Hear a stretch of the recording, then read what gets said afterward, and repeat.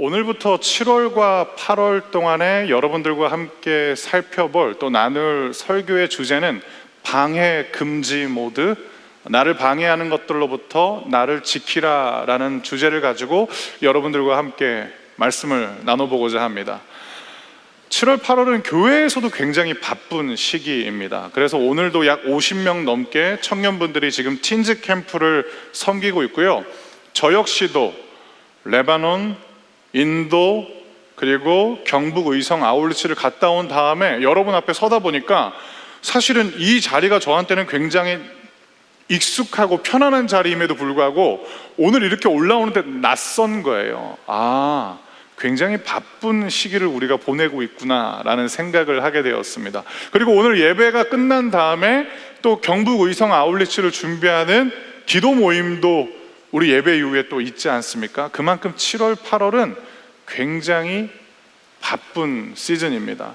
여러분은 바쁨에도 불구하고 여러분들이 하셔야 되는 중요한 일이 있으면 어떤 일을 하세요? 저 같은 경우에는 일이 많다 할지라도 이 일만큼은 미룰 수 없는 일을 할 때는 핸드폰을 꺼내서 제일 먼저 하는 일이 있습니다. 그것이 바로 방해 금지 모드입니다. 모든 일들로부터 회피하기 위한 방해 금지 모드가 아니라 중요한 일에 집중하기 위해서 방해 금지 모드를 켭니다. 그러면 제 몸도 마음도 완전히 바뀌게 됩니다. 2달간 여러분들이랑 그 이야기를 한번 나눠보고자 하는데, 오늘은 우리를 방해하는 것 중에 하나인 소음에 대해서 여러분들과 함께 이야기를 나눠보고자 합니다. 스크루테이프의 편지라는 작품이 있는데 C.S. 루이스가 쓴 소설입니다. 그 스크루테이프의 편지라는 작품의 주된 맥락은 이러합니다. 스크루테이프라는 이 사탄이, 이 마귀가 자신의 조카 마귀인 웜우드에게 쓰는 편지입니다.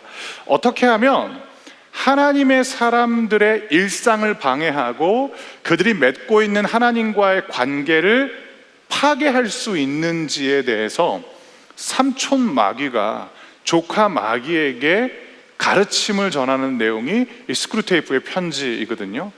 그 중에 아주 흥미로운 내용이 있는데, 마귀가 원하는 세상의 형태는 소음의 왕국이다라는 내용이 있어요. 제 기억이 맞다면 22번째 챕터가 바로 이 소음 왕국에 대한 내용인데, 그러면 왜 이들은 이 세상을 소음 왕국으로 만들어가고 싶은가? 이 세상이 소음으로 가득하면 사람들의 일상이 파괴될 뿐만 아니라 많은 하나님의 사람들이 하나님과 맺고 있는 친밀한 관계가 깨어질 것이기 때문에 그들이 목표로 삼고 있는 이 세상의 모습은 소음으로 가득한 왕국이었다라는 내용이 나와 있어요. 그리고 삼촌 마귀가 조카 마귀에게 우리의 계획대로 잘 되고 있다라고 말하면서 현대 문명이 소음으로 가득해지고 있다라고 이야기를 합니다. 맞는 것 같아요. 여러분들 매일 아침에 눈을 뜨면 여러분들의 귀를 사로잡는 수많은 메시지로 말미암아 여러분들의 하루가 시작되는 거죠. 아마 이 가운데 계신 분들 중에 적지 않은 분들은 잠잠한 침묵으로 하루를 시작하기보다는 하루를 시작함과 동시에 소음에 나를 노출시키는 것에 어느덧 익숙해져 있는 분들이 계실지 모르겠어요. 근데 여러분 기억하세요. 소음은 중요한 일을 앞두고 있는 우리의 집중력을 앗아갈 수 있다라는 것입니다. 스크루테이프의 편지, 즉 C.S. 루이스의 세계관으로 보았을 때, 그러면 우리가 살고 있는 이 현대 문명은 소음 왕국이라고 할 수 있는데, 그런데 감사하게도 우리에게 복음이 있어요. 그 복음은 무엇이냐? 소음 왕국 속에서도 예수님은 그때도 지금도 동일하게 하나님의 말씀을 전한다라는 것입니다. 그 내용이 마가복음 4장 1절부터 2절 말씀인데요, 이 말씀을 여러분들에게 읽어드리도록 하겠습니다. 마가복음 4장 1절부터 2절 말씀, 여러분들은 눈으로 자막을 확인해 주세요. 예수님께서 다시 호숫가에서 가르치시기 시작하셨습니다. 수많은 사람들이 예수님 주위로 모여들어서 예수님께서는 호수에서 배에 올라타 앉으셨습니다. 사람들은 호수 주변에 있었습니다. 예수님께서 비유를 통해 많은 것을 사람들에게 가르치셨습니다. 가르치는 중에 예수님께서 말씀하셨습니다. 아멘. 그러면 왜 예수님께서는 소음이 가득한 세상에서 하나님의 말씀을 전하셨는가? 예수님의 믿음과 경험 때문이었습니다. 예수님은 무엇을 믿고 계셨는가? 그리고 예수님에게 있어서 하나님의 말씀이란 어떤 의미인가? 이것은 마태복음 4장 4절에 나와 있는데, 마태복음 4장 4절 말씀은 저와 여러분들이 한 목소리로 읽도록 하겠습니다. 시작. 예수님께서 대답하셨습니다. 성경에 사람이 빵으로만 살 것이 아니라 하나님의 입에서 나오는 모든 말씀으로 살 것이다 라고 기록되어 있다. 아멘. 예수님에게 있어서 하나님의 말씀이란 생명이었고, 예수님에게 있어서 하나님의 말씀이란 삶의 의미를 우리에게 가지고 오는 생명의 동기부여였던 것입니다. 그뿐만 아니라 지금 예수님께서 마태복음 4장 4절에서 말씀하고 계시는 삶의 정황은 어떠했냐면, 광야에서 예수님께서 사탄에게 시험받고 있을 때였는데, 예수님은 자신을 유혹하고 있는 사탄으로부터 무엇을 통해서 승리하셨는가? 말씀이었습니다. 에베소서 6장 17절을 보시면 성령의 검, 곧 하나님의 말씀이다 라는 성경 구절이 나오는데, 그러므로 하나님의 말씀이라는 것은 우리에게 제공되는 삶의 의미일 뿐만 아니라 끊임없이 우리를 방해하는 마귀로부터 승리하게 하는 무기라는 것입니다. 그래서 예수님은 그때도 지금도 하나님의 말씀을 전하고 계시는 것입니다. 지금 예수님께서는 마가복음 4장을 통하여서 우리들에게 하나님의 말씀을 전하고 계시는 것입니다. 그러면 예수님께서 전하시는 하나님의 말씀은 무엇인가? 교회를 다녀보신 분들에게는 익숙한 이야기일 텐데, 바로 씨 뿌리는 자의 비유입니다. 이번에는 마가복음 4장 3절부터 9절 말씀인데, 마가복음 4장 3절부터 9절 말씀을 제가 읽어드릴 텐데, 이 본문을 읽어가면서 설명이 필요한 부분들을 여러분들에게 읽어드릴게요. 아니, 왜 목사님 예배 때 목사님 혼자 성경 다 읽으세요? 라고 궁금해하는 분들이 있는데, 가만히 보니까 여러분들이 필기를 되게 많이 하시더라고요. 그러니까 필기하실 분들은 편하게 필기하시라고 친절한 목사 모드로 제가 본문 다 읽어드릴게요. 3절. 들어라, 한 농부가 씨를 뿌리러 나갔다. 4절. 농부가 씨를 뿌리는데 어떤 씨는 길가에 떨어졌다. 이 길가가 오늘 본문에서 등장하는 첫 번째 장소입니다. 어떤 씨는 길가에 떨어졌다. 그러자 새들이 와서 씨를 모두 먹어버렸다. 어떤 씨는 흙이 거의 없는 돌무더기에 떨어져 곧 자랐으나, 두 번째 장소가 등장하는데 흙이 거의 없다. 흙이 왜 필요하느냐? 씨앗이 자라서 열매를 맺기 위한 보호 장소가 바로 흙인데, 흙은 거의 없고 돌무더기에 떨어졌어요. 그런데 곧 자랐습니다. 하지만 땅이 깊지 않았다. 6절. 해가 돋자 싹이 말랐고 뿌리가 없어서 시들어버렸다. 또 다른 씨는 가시덤불 속에 떨어졌다. 자, 세 번째 장소가 등장합니다. 가시덤불입니다. 가시가 자라서 싹이 자라지 못했기 때문에 싹은 열매를 맺지 못했다. 8절에 또 다른 씨는 이제 네 번째 장소가 등장하는데, 좋은 땅에 떨어졌다. 싹이 나고 자라서 열매를 맺어 어떤 것은 30배, 어떤 것은 60배, 어떤 것은 100배의 열매를 맺었다. 예수님께서 들을 귀 있는 자여 들어라 하고 말씀하셨습니다. 아멘. 이 씨 뿌리는 자의 비유의 시작과 끝은 들어라 라는 예수의 명령입니다. 이 이야기에 담겨있는 예수의 마음이 여기 있습니다. 제발 들어라 라는 것입니다. 그리고 예수님께서는 당신이 전하고자 하는 이 메시지에 담겨있는 비유의 의미도 모든 이들이 듣기를 원했는데, 안타깝게도 어떤 사람들은 예수님이 전하시는 비유의 의미를 깨닫게 되고, 어떤 사람들은 예수님이 전하시는 비유의 의미를 깨닫지 못하게 됩니다. 이 갈림길이 바로 마가복음 4장 10절부터 12절 말씀인데, 이 말씀은 저와 여러분들이 한 절씩 읽도록 하겠습니다. 먼저 여러분들이 마가복음 4장 10절을 읽어주시겠습니다. 시작.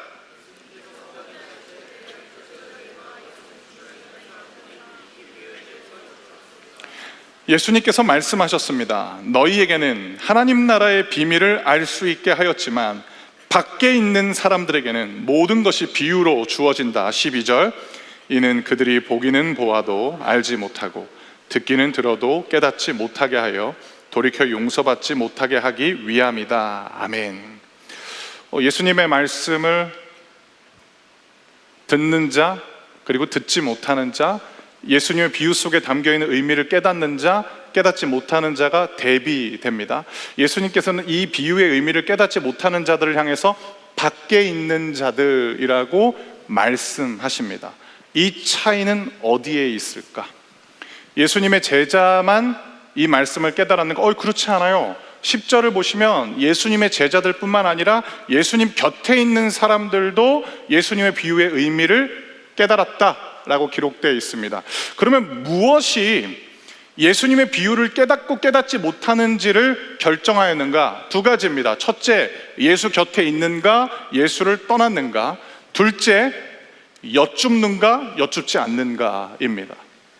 사랑하는 성도 여러분, 예수님의 이야기 속에 담겨있는 그 생명의 영향력은 예수 곁에 있는 자들에게 주어지는 축복이고, 그리고 예수님께 이 말씀의 의미를 여쭙는 자에게 주어지는 하늘의 비밀이라는 것이 이 마가복음 4장의 주된 핵심입니다.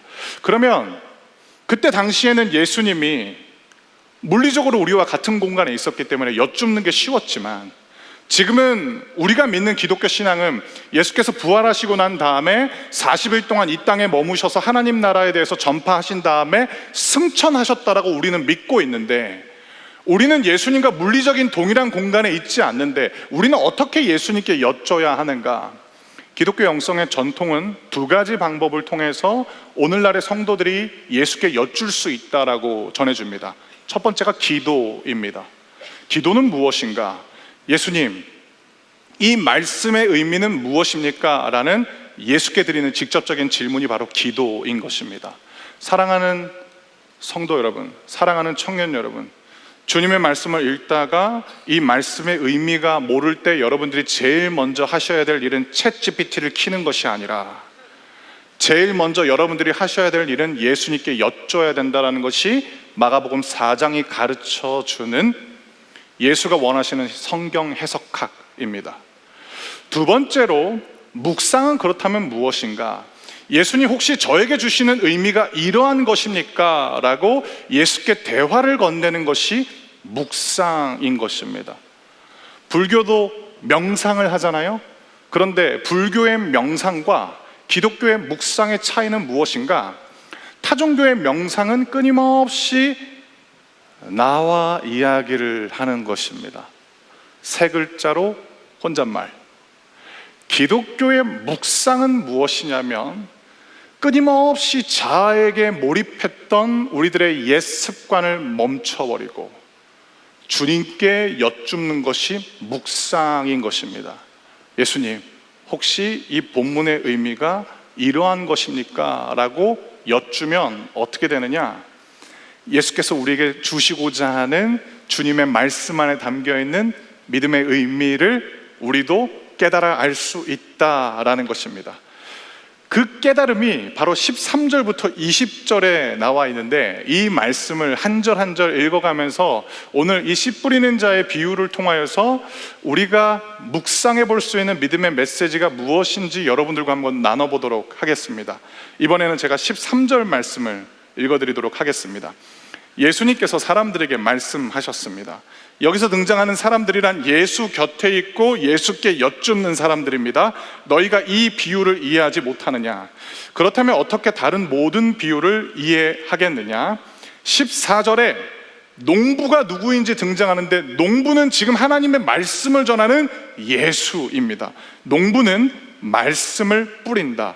그러면 이 14절을 통하여서 우리는 씨 뿌리는 자의 비유에 등장하는 씨앗이 무엇인지 알게 되는데, 씨앗은 예수가 전하고 있는 하나님의 말씀이 씨앗이라는 것입니다. 15절입니다.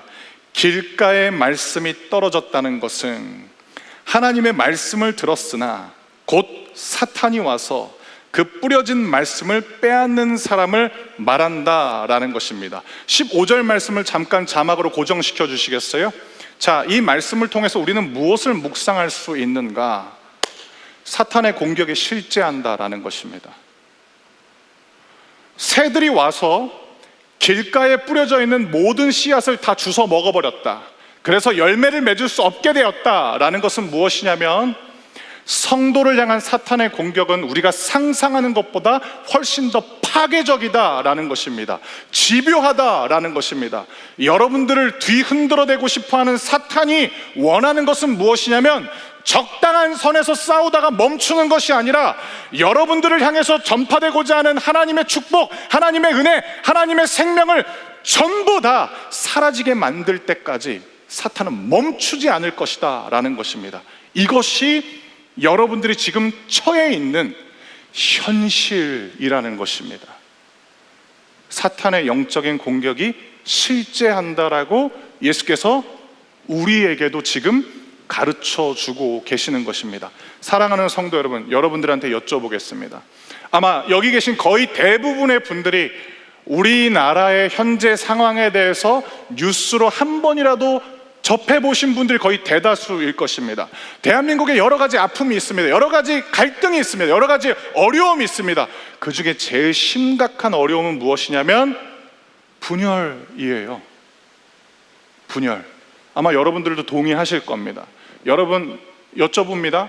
분열은 영적인 공격일까요? 아니면 그냥 살다 보면 뭐 그런 일이 있을 수 있겠지. 이 나라인데 얼마나 다양한 사람들이 존재하는데 서로 생각도 다르고 이념도 다를 수 있겠지. 그 정도 선에서 그쳐도 좋을 법한 이 땅의 문제일까요? 여러분, 영적인 문제예요. 대한민국의 분열은 점점점 심각해지고 있어요. 예전에는 영남과 호남이라는 지역 갈등만 있었잖아요. 지금은 세대 갈등도 있어요. 그리고 지금은 남성과 여성이 대립하게 되는 메시지의 충돌이 일어나기도 해요. 분열이 점점점 심해지는 거죠. 그러면 이거를 어떻게 우리는 극복해야 되는가? 여러분, 기억해 주십시오. 영적인 공격으로부터 대응하고 방어하는 방법은 육적인 방법이 아니에요. 영적인 방법이에요. 그럼 영적인 방법은 무엇인가? 하나님의 방법이라는 것입니다. 여러분, 여러분들의 삶 가운데 찾아오는 무기력함, 그거를 어떻게 여러분들은 이해하고 해석하시나요? 목사님, 어젯밤에 좀 달려서 그래요. 뭐 그럴 수도 있겠죠.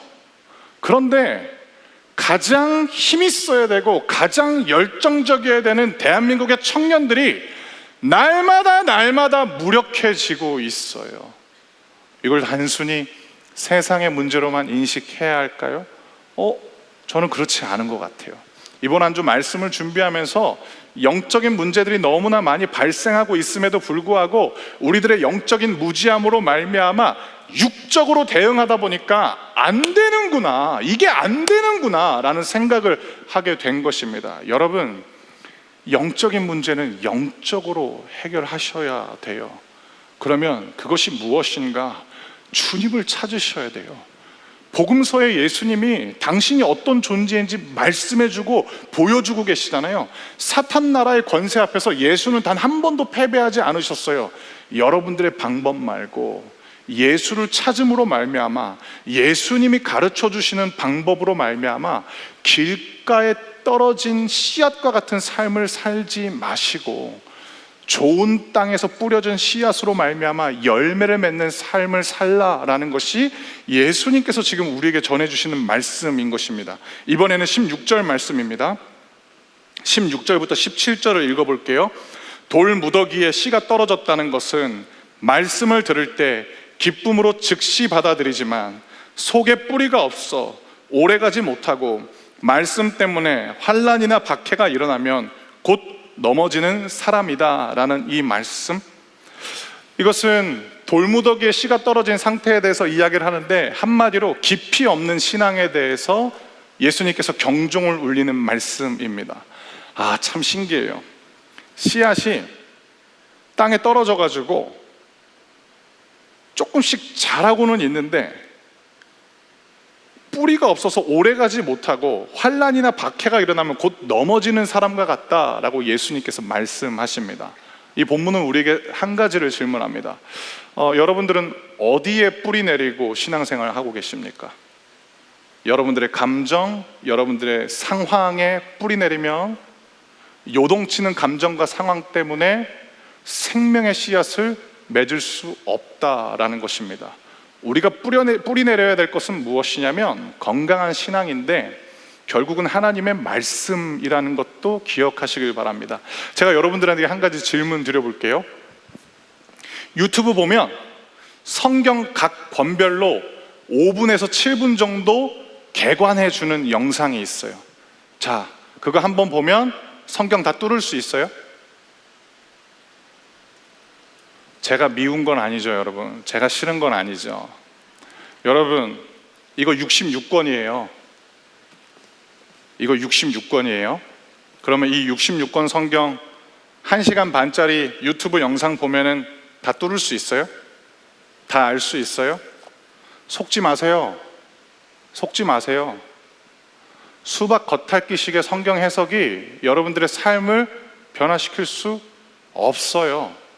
제가 우리 넥스트림 청년분들 중에 성경에 대해서 알고 싶어하는 청년분들이 점점점 많아진다라는 이야기를 듣고, 먼저는 하나님께 감사했어요. 두 번째는 목사로서의 책임감이 생겼습니다.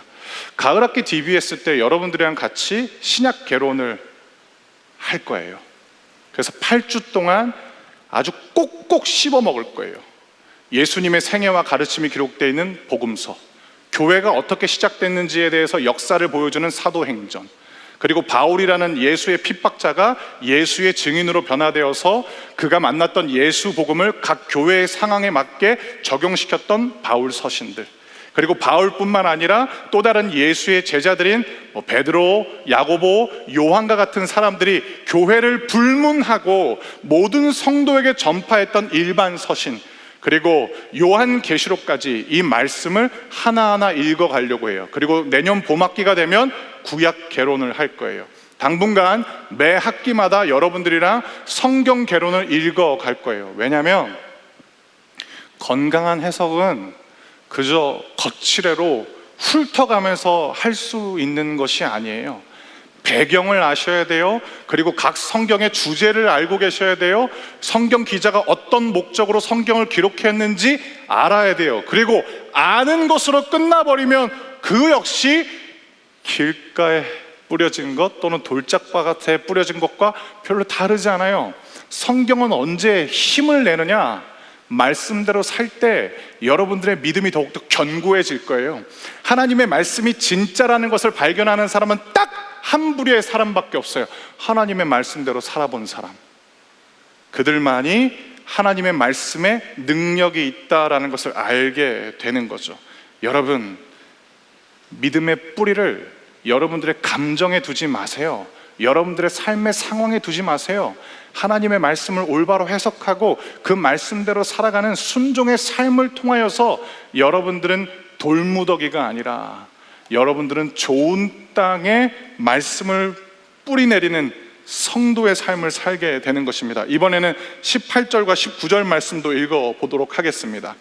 가시던 뿔에 씨가 떨어졌다는 것은 말씀을 듣지만 세상의 염려와 재물에 대한 유혹과 그 밖에 여러 가지 욕심이 말씀을 가로막아서 열매를 맺지 못하는 사람이다 라는 이 말씀, 18절부터 19절은 이제 가시던 뿔이 등장해요. 사랑하는 성도 여러분, 이 한 가지만 기억하십시오. 가시던 뿔이 자라면 씨앗은 자랄 수 없습니다. 본문에서 말씀하고 있는 가시던 뿔은 무엇이냐? 염려, 세상의 유혹. 그러면 이 본문이 우리에게 질문합니다. 당신은 날마다 무엇에 양식을 주고 있는가? 양식은 관심이라고도 할 수 있어요. 당신의 관심사는 어디에 있는가? 하나님의 말씀에 있는가? 아니면 세상의 염려와 세상의 유혹에 당신의 관심사가 있는가? 가시가 자라면 씨앗은 자랄 수 없다라는 것입니다. 여러분에게 한 가지 질문 드립니다. 염려가 많은 것이 현실 감각에 뛰어난 사람일까요? 걱정이 많은 사람이 세상을 잘 살아가는 신중함을 가진 사람이라고 할 수 있을까요?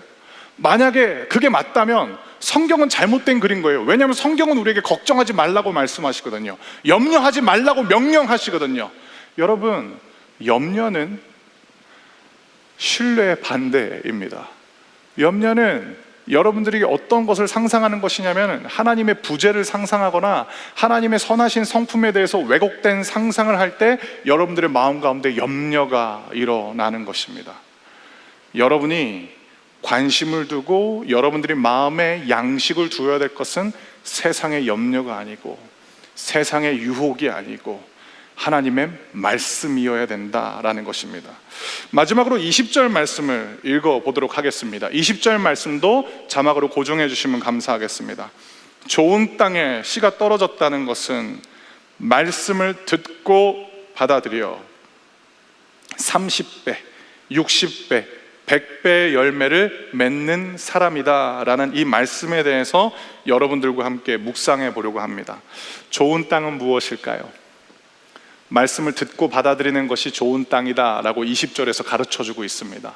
자, 그런데 우리가 기억해야 될 메시지 한 가지가 있어요. 사랑하는 성도 여러분, 우리가 믿고 의지하고 사랑하는 하나님과 우리는 존재론적인 차이가 있습니다. 여러 가지 차이가 있지만 하나님은 시간을 초월해서 존재하시고 일하십니다. 그래서 하나님한테는 언제나 현재예요. 왜냐? 다 아시니까. 다 안다라는 것은 자신의 통제 아래 들어오는 시간표상으로는 현재뿐인 거예요. 하나님은 그런 분이신 거예요. 근데 문제가 있어요. 우리는 시간에 종속되어 있는 존재라는 거죠. 그러면 하나님께서 우리들의 인생 가운데 일하시는 방법은 무엇이냐? 시간의 흐름 속에서 일하신다라는 겁니다. 여기서부터 때로는 하나님은 우리에게 너무 빠르게 다가오시는 것 같기도 하고, 때로는 우리가 원하고 우리가 갈망하는 거에 있어서 하나님이 들어주시는 시간이 너무 더디게 느껴질 때가 있다라는 거죠. 특별히 오늘 여러분들에게 말씀드리고자 하는 내용은 기다림에 대한 내용인데, 여러분에게 질문 드립니다. 마음속으로 답해 주세요. 씨앗이 땅에 떨어져서 열매를 맺을 때까지 물론 물도 필요하겠고 태양도 필요하겠고 좋은 땅도 필요하지만 또 하나 필요한 요소가 있습니다. 시간입니다. 자라나기 위해서 시간이 필요합니다. 여기 대부분 청년분들 앉아 계시잖아요. 청년분들한테 이야기해서는 안 되는 금기어 중에 하나가 기다림인 거잖아요. 너무 싫어하시잖아요. 근데 여러분, 제가 한 가지 굿뉴스를 알려드릴까요?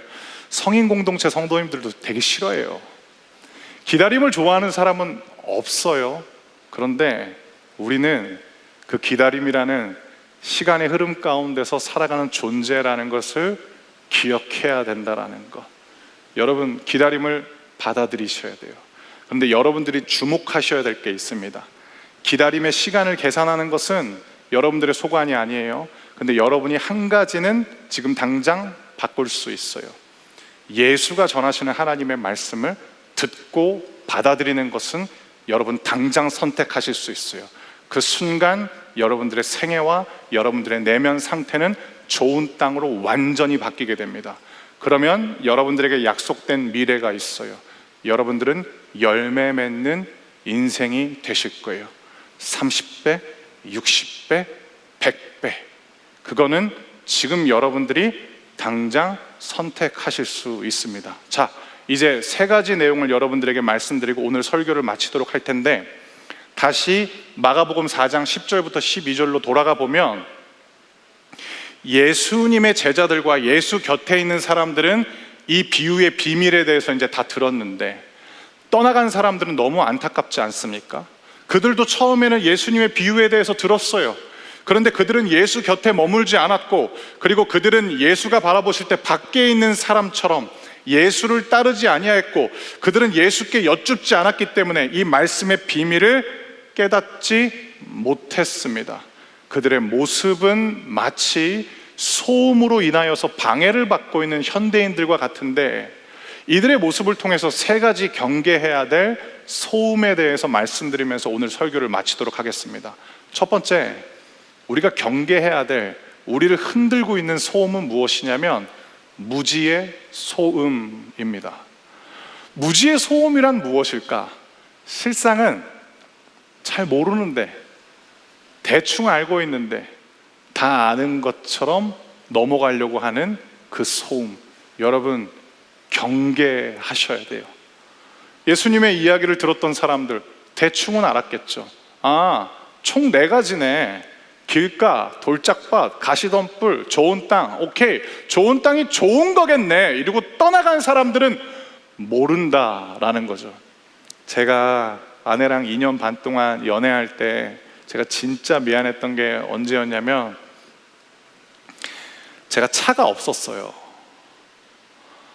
그래가지고 이렇게 더운 여름에는 더워서 저랑 데이트할 때 아내가 고생했고, 추운 겨울은 추운 대로 또 아내가 고생을 했던 거예요. 근데 결혼식을 3일 앞두고 제가 드디어 자동차를 샀습니다. 장롱 면허였거든요. 근데 얘가, 여기서 얘는 저 자신을 가리키는 건데, 제가 의외로 좀 겁이 없어요. 장롱 면허인데 차를 몰고 아내의 퇴근 시간을 맞춰서 집 앞에 있고 싶은 거예요. 근데 저한테 이제 차를 넘겨주는 분이 무슨 이야기를 했냐면, 이거 설명서 보고 차 하나하나 잘 보라고 이야기를 하는 거예요. 그래서 제가 마음속으로, 그런 게 어딨어. 브레이크 밟으면 차는 멈추는 거고, 악셀라이트를 밟으면 차는 가는 거지. 그냥 가면 되지. 깜빡이 켜고 오른쪽으로 갔다가 왼쪽으로 가면 되는 거지. 그게 출발을 했습니다. 웬걸, 기름이 떨어졌는데 주유구 열 줄을 몰랐어요. 주유소에서 도착해가지고 제가 엄청 목소리가 크잖아요. 여기 좀 도와달라고 한 다음에 기름을 어떻게 넣었어요. 그리고 아내한테 막 자랑하고 아내 집에 내려준 다음에 집으로 돌아오는 길에 이제 밤이었는데 라이트 킬 줄을 모르는 거예요. 진짜 큰일 날 뻔했습니다. 정말 큰일 날 뻔했어요. 그래서 1시간 정도 제가 떨어져 있는 곳에서 살았는데, 1시간 동안 비상 라이트를 켜면서 밝은 데를 찾아가면서 간신히 찾았어요. 그리고 나중에 설명서를 보고 알았어요. 라이트가 이렇게 오른쪽으로 켜면 되는 거였구나. 저는 신앙도 삶도 참 이와 비슷하다라고 생각합니다. 여러분, 대충 아는 건 모르는 거예요. 대충 아는 건 아는 게 아니에요. 모르는 거라는 것. 두 번째로 우리가 속지 말아야 되고 흔들리지 말아야 되는 소음은 무엇이냐면, 안일함과 안주하는 태도에 대해서 여러분 경계하셔야 됩니다. 안일한 마음, 안주하려는 태도, 그거는 여러분들의 삶에 있어서 꿈을 향해 달려가는데 방해하는 소음인 거예요. 그것들이 내는 대표적인 소음이 뭐냐? 이만하면 됐어. 그만하면 됐어. 이 정도로 충분해. 그런데 여러분, 많은 경우 그 정도로 충분하지 않아요. 그리고 더 억울한 거는 무엇이냐? 진짜 한두 발자국 남았는데 그 안일함과 안주함의 소음을 듣다 보니까 그 한두 발자국을 가지 못해서 우리가 충분히 도달할 수 있음에도 불구하고 그 목표 앞에서 멈출 때가 얼마나 많았습니까? 여러분, 밖에 있는 자들이 그러했어요. 예수의 말씀을 들었는데, 이만하면 됐지, 뭐하러 예수님의 제자들과 2부 순서를 가져야 되는가, 그냥 우리는 우리 갈 길 가면 된다라고 했던 사람들은 안타깝게 이 생명의 말씀 속에 담겨있는 의미를 알지 못했다라는 것입니다. 여러분, 안일함의 소음에 방해 금지 모드를 설정하셔야 돼요. 안주해도 된다라는 그 소음에 방해 금지 모드를 설정하셔야 돼요. 마지막 세 번째, 여러분들이 절대로 들어서는 안 되는, 그리고 여러분들의 귀를 보호해야 되는 소음은 무엇이냐? 세 번째 자막을 한번 띄워주시겠어요? 불신입니다. 예수님 말고 다른 것을 따르는 것, 그것도 믿음이에요. 근데 그건 다른 믿음이에요. 무리들은 예수님 따르지 않았어요. 서로를 따라서 흩어져 버렸어요. 그래서 결국 이들은 예수의 생명의 메시지를 들을 수 없었어요. 본문이 우리에게 질문합니다. 당신은 지금 누구를 따르고 있는가? 예수를 따르는 사람만이 소음 왕국 속에서도 우리에게 생명이 되고 사단의 공격으로부터 우리를 능히 승리케 하는 하나님의 말씀을 전하시는 예수의 음성을 들을 수 있다라는 것입니다. 다른 것을 따르지 마시고 오직 예수만을 따르시는 예수님의 신실한 제자가 되시길 주님의 이름으로 축원합니다.